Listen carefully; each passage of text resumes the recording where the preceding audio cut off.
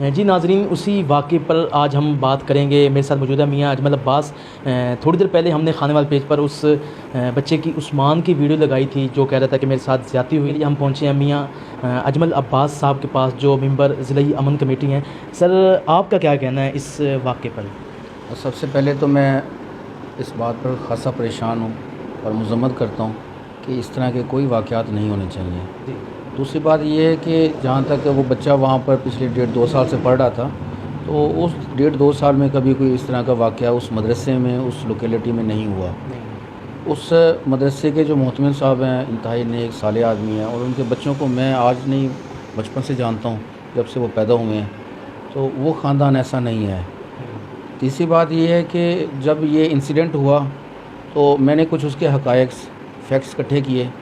تو پہلی بات تو یہ ہے کہ بچہ رات جس کمرے میں سویا، ہم اس بچے کے جو ساتھ دوسرے بچے کے ساتھ سویا ہوا تھا، روم میٹ تھا، اس سے ہم نے پوچھا تو رات تک یہ انسیڈنٹ نہیں ہوا۔ پھر ہم نے اس کے بعد صبح فجر کی نماز پہ لوگوں سے پوچھا جن کے ساتھ اس نے نماز پڑھی، تو انہوں نے کہا کہ اس نے نماز بالکل صحیح حالت میں پڑھی، کوئی ایسا انسیڈنٹ نہیں ہوا۔ ٹھیک ہے۔ پھر اس کے بعد وہ بچے نے کلاس اٹینڈ کی ہے، وہاں مسجد میں رہا۔ جب دوپہر میں چھٹی ہوئی ہے ناشتے کے لیے، تو اس وقت میں بھی یہ کوئی اس طرح کا انسیڈنٹ ہوا، لیکن وہ مسجد میں نہیں ہوا، ٹھیک ہے، مدرسے میں نہیں ہوا۔ اگر ہوا ہے تو وہ کہیں ساتھ کسی اور گھر میں یا کہیں اور لوکیلٹی میں ہوا، اس پریمیسز میں، اس مسجد مدرسے میں یہ انسیڈنٹ نہیں ہوا۔ ٹھیک ہے۔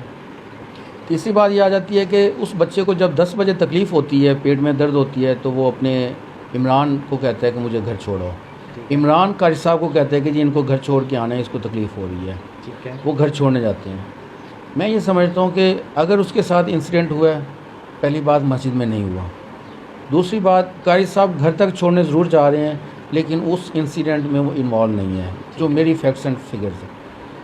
اس کے بعد ہم نے پولیس کے ساتھ کانٹیکٹ کیا کہ پولیس کو بتایا کہ جی ہمیں اس کی آپ فائنڈنگ دیں، ہماری یہ فائنڈنگ ہے۔ ٹھیک ہے۔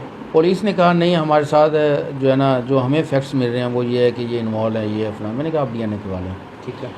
جب ہاسپٹل میں DHQ میں جب یہ کیس جاتا ہے، تو میں نے ڈاکٹرز کو کہا ہے کہ اس کو یہ ریکٹل پرولیپس کی بیماری ہے، کیونکہ جب یہ پرابلم ہوتا ہے تو اس پرابلم کے بعد قاری صاحب، اس کے والد اور کچھ لوگ ان کے گھر جاتے ہیں اور اس کی چاچی سے ملتے ہیں، ٹھیک ہے، کیونکہ اس کی والدہ کی ڈیتھ ہوئی ہے۔ تو چاچی نے یہ بتایا تھا کہ ہمارے بچے کو یہ بیماری ہے، کانچ جس کو اردو میں کہتے ہیں، اور ریکٹل پرولیپس کہتے ہیں اس کو انگلش میں۔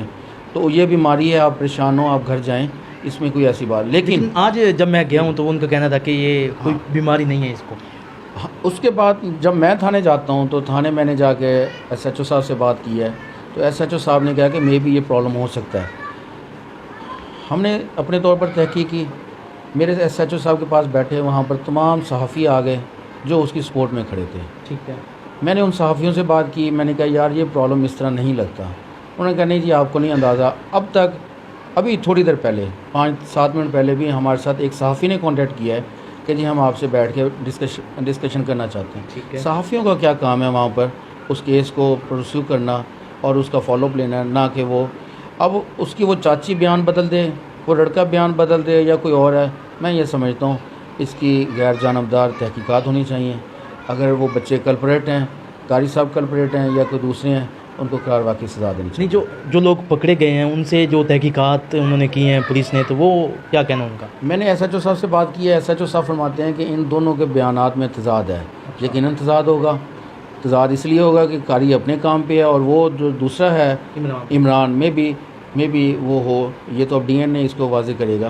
آج جیسے آپ نے وہاں انٹرویو لیا تو اس کا چاچو کہہ رہا ہے کہ جی 3 بندے اور ہیں، تو میں سمجھتا ہوں یہ ایک روایتی انداز میں اس کیس کو دوبارہ سے صحافی اور کچھ لوگ اور اہلیان علاقہ اس کو صحافی تو اس لیے کر رہے ہیں کہ بچے پہ زیادتی ہوئی اور وہ مظلوم ہے، وہ مظلوم نظر آ رہا ہے تصویروں میں، اس لیے اس کا انٹرویو کر رہے ہیں، اس لیے اس کی سائڈ لے رہے ہیں۔ جو حقائق جب سامنے آئیں گے تو وہ بھی سائڈ پہ ہو جائیں گے۔ آپ کے علاوہ اب تک کسی صحافی نے دوسری سائڈ کا بیان نہیں لیا۔ ٹھیک ہے۔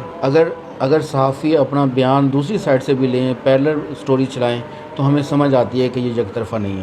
یہ یک طرفہ ہے، صحافی اس کے ساتھ ہیں، اور وہ صحافیوں کا اگر دیکھا جائے تو معاملات خراب ہیں۔ چلیں جی، تحقیقات ہوں گی اور تب پتہ چل جائے گا، DNA رپورٹ جب آئے گی کہ کیا ہوا تھا۔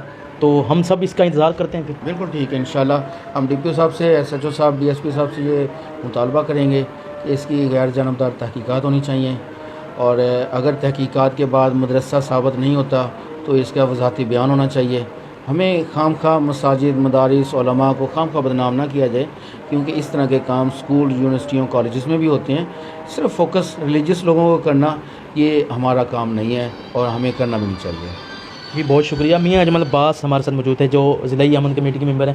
ان کا کہنا ہے کہ اگر تحقیقات کے بعد مدرسہ اس چیز میں، اس واقعے میں ملوث نہ پایا گیا تو آپ وضاحتی بیان دیں گے، اور جو مدرسے کی بدنامی کا باعث بنا، آپ اس تمام میڈیا کے پرسن حضرات سے بھی یہی ان کا مطالبہ ہے کہ ایک جانب دارانہ آپ رپورٹ نہ شائع کریں، دوسری جانب سے بھی آپ جا کر پتہ کریں کہ حقائق کیا ہیں.